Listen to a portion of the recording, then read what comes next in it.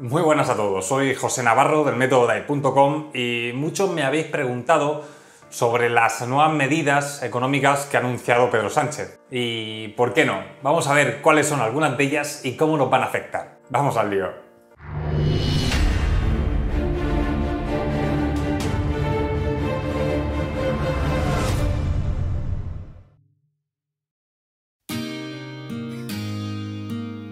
En primer lugar, sin duda, la principal medida, o la que más notoriedad va a tener, es la subida del SMI, del salario mínimo interprofesional, de los 735,9 euros que hay en la actualidad a los 900 euros que se pretende aumentar en el 2009. Más de un 22% de subida. La mayor subida anual que representa esta renta desde 1978, que subió un 24%. Y aún así son 100 euros menos de lo que pretendía subir Pablo Iglesias y 50 euros más de lo que quería subir Rajoy.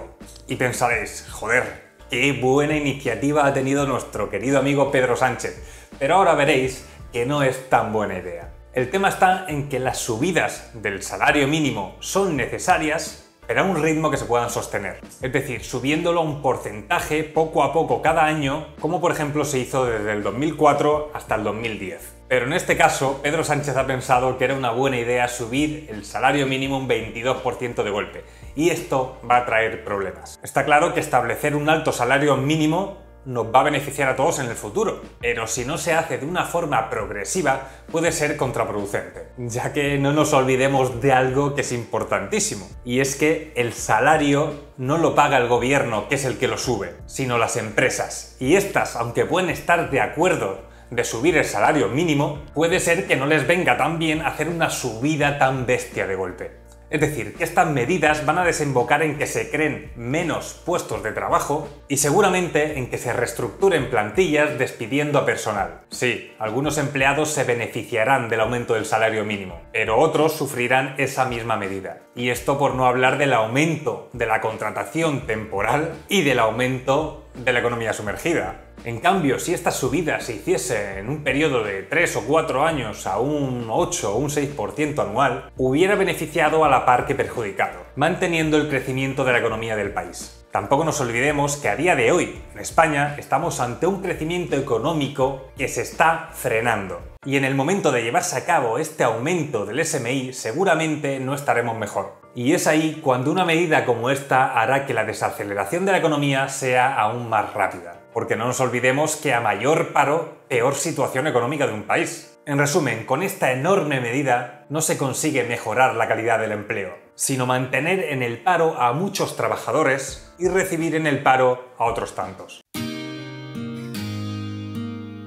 Por otro lado, estas nuevas medidas incluyen una subida del IRPF a rentas más altas y más impuestos a las empresas. También planes de rehabilitación energética, 400 millones, ayudas para pagar el comedor de los hijos, 25 millones, la financiación de la universalización de las escuelas de 0 a 3 años, 330 millones, la gratuidad del material escolar, 50 millones, etc.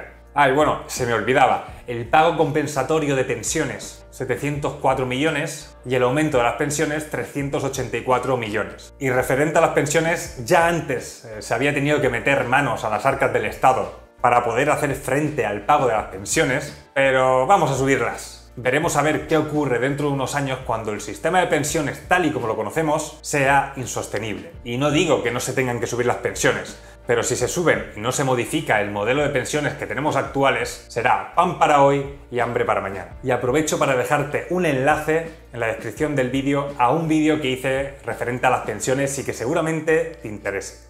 Y bueno, en total, con todas las medidas que he dicho y con muchas otras que no he nombrado, se necesitarán unos 5.678 millones de euros. Y claro, ese dinero hay que sacarlo de algún lado. Y es ahí cuando entran las medidas que afectan a las empresas, de las que se pretende conseguir ese dinero a base de subirle los impuestos.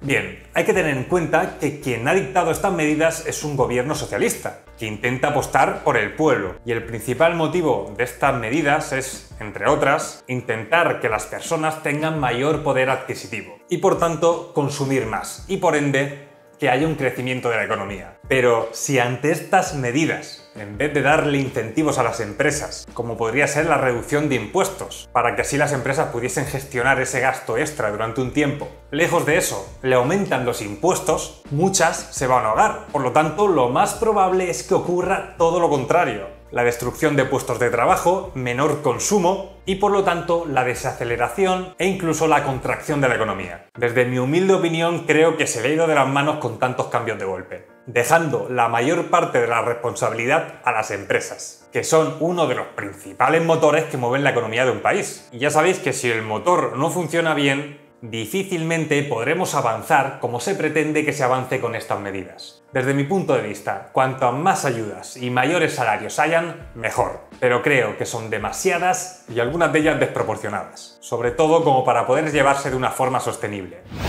Bueno, y ahora quiero saber tu opinión. ¿Qué piensas de estas nuevas medidas económicas? ¿Crees que nos afectarán? ¿Crees que serán sostenibles? Espero que te haya gustado el vídeo y de ser así, ya sabes, pulgar arriba, suscríbete y comparte. Seguro que ayudarás a alguien. ¡Chao!